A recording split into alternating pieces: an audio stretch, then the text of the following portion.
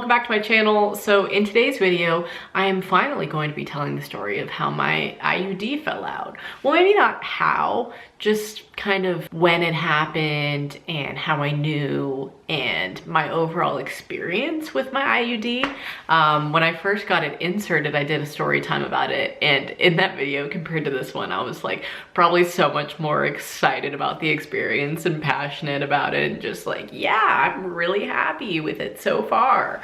But yeah, I got it put in at the end of October of 2017, and it fell out by February of 2018.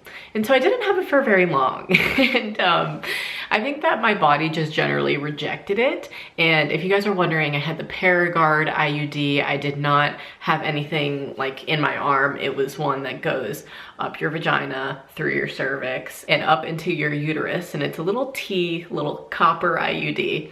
And so it's at like basically the top of your uterus, and then the strings run down through your cervix into the top of your vagina. And they leave like the little strings there so you can kind of assess where the situation is, you know, and make sure that it's still in place and still good. And let me let you know that these strings are not like fun string that maybe you would knit with. It feels like fishing wire. It is very uncomfortable. Not supposed to be uncomfortable in you, but it was uncomfortable for my partner. And he basically told me that he could feel it. And if my partner's uncomfortable, then I'm uncomfortable, and I don't, you know, it's just not why I got it, you know. I got it so I could care less about having to take a pill all the time. And the pill fricked me up in the way that it made me get frequent yeast infections. Like most women, it made my hormones go all over the place. I was crying all the time, and I was just like, I'm not me, and I don't want to do this anymore. And so that's why I got the IUD. And Paragard just seemed like the best option for me because it was non-hormonal, and I was super excited about it. I had like so many friends who had it and said that they had positive experiences. And so I was like, you know what? I'm gonna have a positive experience. You know, I'm a positive lady. I was going into it with a positive attitude, as one should. And yeah, I already did a story time about like the insertion and whatnot. So if you are getting it, I don't want to necessarily scare you off because it just rejected from my body. That doesn't mean it's going to reject from yours. But IUDs are not normally put in women in their uterus if they've never had a child before. And I've never had a child before. And so beforehand, they asked me that, and I was like, no. And they just kind of carried on with it. I know that they probably changed that kind of rule a couple years ago and started putting them in everyone, just because obviously more women wanted it than women who had had a child before. And I was one of those women. So I got it put in, and they told me that my body would be more likely to reject it because I hadn't had a child. And I was still like, I don't care, just put it in me. I need it. And probably by around, you know, December, I want to say, it was definitely shifting down, because when they first put it in you and they have the strings running through the top of your vagina, or running into the top of your vagina, like I said, they have it there so you can assess the scene underneath the hood and whatnot. So I was like assessing the scene one day, and I was just like, wow, these are much longer than they were at the beginning when I first felt it.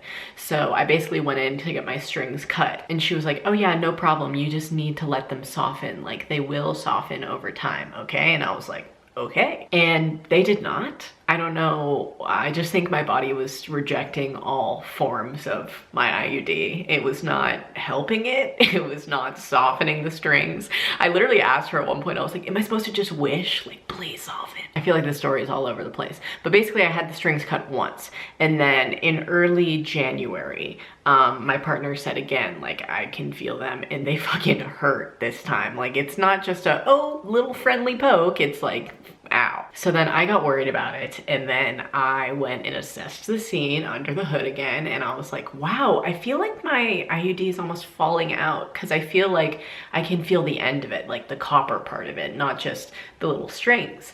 And so then I just started freaking out. And at this time, as for my body, I just felt like kind of a burn when I would have sex, and it was just not comfortable for me. And you're not really supposed to feel something that's all the way shoved up there. I thought that it would just kind of be a carefree situation after I got it put in. It was not. And so then sometime after that point, I called my gynecologist and I was like, hey, I need to come in because I think my IUD is falling out. And you know what the woman said to me? The woman who works the office, she said, oh, Dr. Jackson is actually on tour right now. She won't be back for another 2.5 weeks.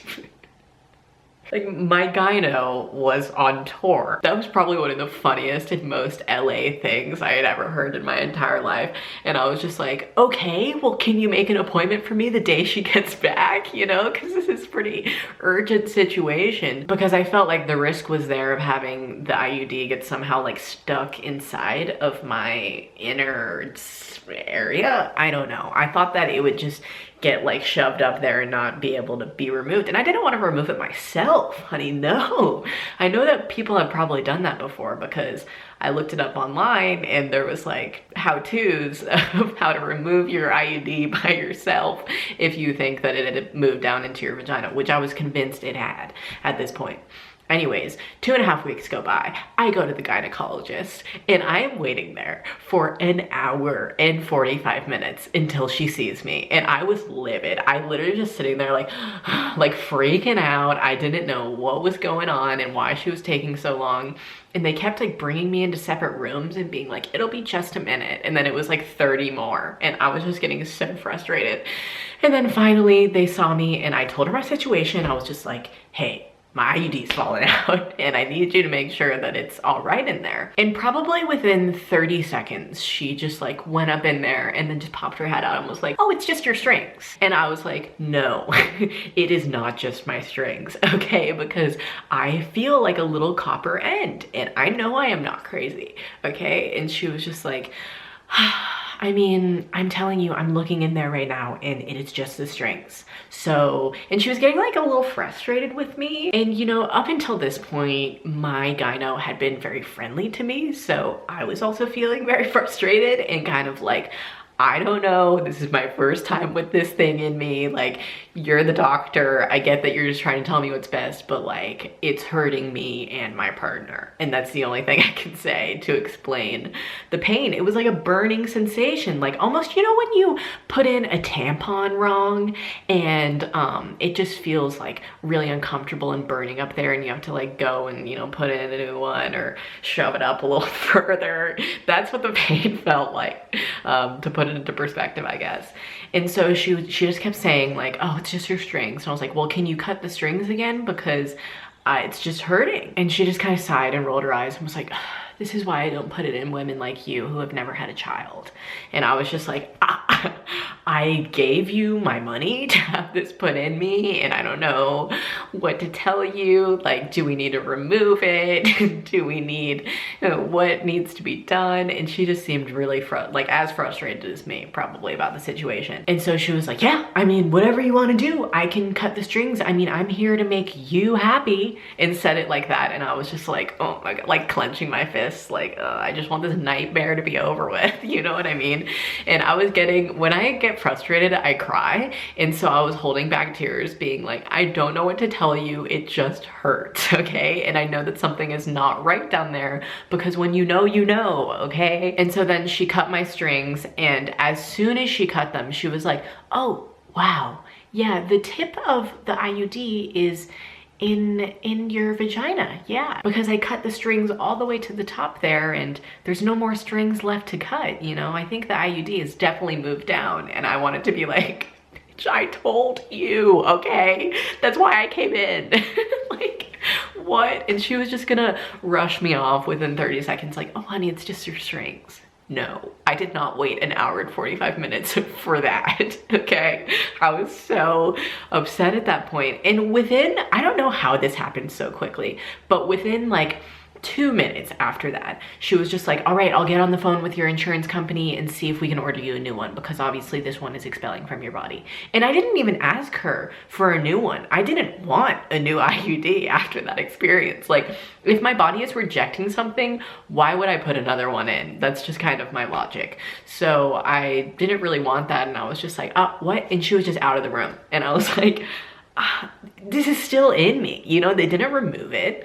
They just got on the phone with me and my insurance company, and so I just kind of dressed myself and walked outside and was like, am I done? Like, I thought that she just told me that it was you know, needing to be removed. That's why she's calling about getting a new replacement IUD. But yeah, and so then I just waited for them to be like, okay, your insurance company will cover getting a new one sent over. And I was like, okay. All right, so should I just go home? Like, I was so unsure about the whole situation. And they were just like, yeah, you're all finished up. No charge today, see ya. And I was like, okay. And I just went back to my car and cried because I was so confused. And so then I was just abstinent after that for the next, I don't know, 3-4 weeks or something. And then I moved to Oregon, so I wasn't even around that gynecologist anymore. And also, let me just give this fun fact really quickly. My IUD to get it inserted was $700, and my insurance compensated that because it was covered and sent them $985 to cover all of the costs and whatnot, so they could reimburse me my $700, yet still make a profit. I still have not gotten that $700 back, and I am IUD-less, you know? So where is it? I don't know. I call, and when I call the office, they're like, oh, that's a question for our office manager. She's not in right now. And I'm like, okay, can you tell me, can I leave a message and my number? And she's like, yeah, she'll call you when she gets in. Never calls me. So I'm on the hunt for $700 as well. So long story short, I know this is, well, not really long story short, long story long. I moved to Oregon and I was obviously still having problems with it. And then one day I just, you know, assessed under the hood again, and I was like, yo, I can literally like feel the tea. I can feel it just chilling in my vagina. Like I could pull it out if I wanted to, but it was kind of painful, and I was like, I don't want to do that. And so I called a women's healthcare facility here, and they were angels, let me tell you. And I got it removed within like 3 days after I called them, and it was so quick. Everybody was so friendly. I didn't even have to wait. I'm pretty sure I raved about this on Snapchat, so if you guys followed me, I deleted my Snapchat, but if you guys did follow me on there, then you would have heard me talking about this. But anyways, I share my life now on Instagram stories, so I'll just put that here if you want like daily updates. Basically, I just had a great time at the gynecologist, not something I would normally say. But the guy was so nice, and I was very scared because I have a horror story about, you know, going to a male gynecologist that I actually made into a story time, and I just like was kind of scarred from that. And so when they told me like Dr. Ari will be seeing you, I was like, fuck. I didn't want to ask for another doctor because I wanted it done as soon as they could do it. So I was just like, okay. And, you know, just put on my big girl panties and just went in there, and he was so nice and funny and just amazing. But yeah, when I went there for the full removal story time, I suppose, it kind of had like a second of pressure as it did when I got it inserted. When I got it inserted, it was definitely like a longer amount of pressure, but getting it removed was just like a quick like ow, and then it was just ushered out of me, and it was easy. It was a nice experience. He was talking me all through it, and I love when gynecologists do that, so you know like what exactly is going on. And he offered me, obviously, you know, other birth control forms. They are big on Mirena at that office, so I was like, no, it's hormonal. I don't know if I want that one, slash I don't know if I want any form right now, because in reality I just kind of want to be responsible for the first time in my life and like just have it rest on my shoulders, not just like a pretty little pill that I'm like, oh, popping all the time. I wasn't down with that again. If anything, we'll use condoms and stuff, but I don't really want any of that inserted in me right now. Like I want a break from having an IUD in my body, and I don't want pills. So I'll let you know if I do want that. But yeah, that's where I'm at with that now. And I feel great, honestly. My body is like getting back to its, you know, normal form now. And I just didn't have a pleasant IUD experience. I wish I did. I wish I could sit here and be like, Paragard worked for me, but it didn't. Really quickly, I want to read you guys a passage from a book I'm reading, because I read this last night and I was like, dude, this completely resonates with what I'm filming tomorrow. So give me a second before you come for me in the comments about not being on any form of birth control right now, other than my own judgment. Hold on. I am reading from Bad Feminist by Roxane Gay. This is from page 277, by the way, so if you ever do read this, you know where it's coming. Birth control is a pain in the ass. It's a medical marvel, but it is also an imperfect marvel. Most of the time, women have to put something into their bodies that alters their body's natural functions just so they can have a sexual life and prevent unwanted pregnancies. Birth control can be expensive. Hell yeah, I can attest to that. Birth control can wreak havoc on your hormones, your state of mind, and your physical well-being because depending on the method, there are side effects and the side effects can be ridiculous. If you're on the pill, you have to remember to take it or else. If you have an IUD, you have to worry about it growing into your body and becoming a permanent part of you. Okay, that worry is mine. And I was like, yes. There's no sexy way to insert a diaphragm in the heat of the moment. Condoms break. Pulling out is only believable in high school. Sometimes birth control doesn't work. I know lots of pill babies. We use birth control because however much it might be a pain in the ass, it's infinitely better than the alternative. If I told you my birth control method of choice, which I kind of swear by, you'd look at me like I was slightly insane. Suffice it to say, I will take a pill every day when men have that same option. We should all be in this together, right? One of my favorite moments is when a guy at that certain point in a relationship says something desperately hopeful like, "Are you on the pill?" And I simply say, "No, are you?" And I just thought that she wrote that very funnily as well as relatably.